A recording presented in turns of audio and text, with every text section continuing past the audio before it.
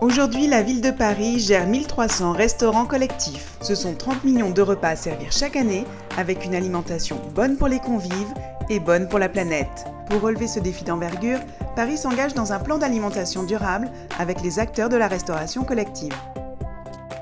À Paris, on s'est fixé un objectif ambitieux d'atteindre 50% d'alimentation bio, locale, de saison en 2020. Mais on ne part pas de rien parce qu'il y a déjà une série d'actions qui a été mise en œuvre et on va atteindre en ce début d'année 2015 sans doute presque 30% d'alimentation bio dans la restauration scolaire mais aussi dans la restauration collective. La ville de Paris est déjà le premier acheteur public de denrées bio en France. Un engagement salué par les experts.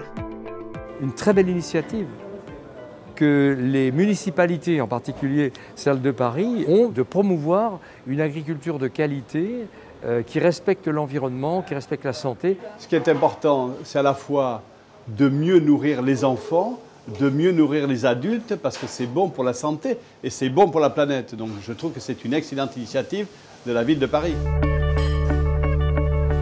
Le Conseil de Paris a décidé de réduire de 20% la part de la viande dans les repas qui sont servis. Donc progressivement, on va aller vers un repas végétarien non seulement chaque jour dans les restaurants des agents de la ville de Paris, mais d'ici 2020, ce sera aussi un repas végétarien chaque semaine dans toutes les écoles parisiennes. Manger moins de viande, c'est meilleur pour le climat et pour la planète. Quand on sait que le rendement est très défavorable, puisqu'il faut à peu près 10 protéines végétales pour faire une protéine animale, c'est qu'il faut qu'on diminue notre alimentation carnée si on veut sauver notre planète.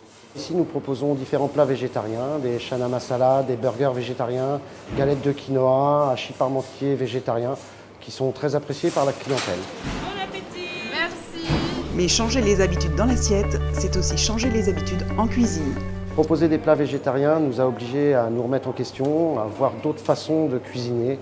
Dans notre restauration collective, c'est aussi l'objectif de 0 OGM, 0 huile de palme, 0 œufs de poule élevés en batterie, mais aussi la fin des poissons pêchés en eau profonde. C'est bien l'ensemble de ces objectifs que l'on souhaite tenir et que nous tiendrons d'ici à 2020. Pour atteindre ces engagements ambitieux, le plan alimentation durable de Paris comprend 18 actions du champ à l'assiette, mises en œuvre dans sa restauration collective municipale.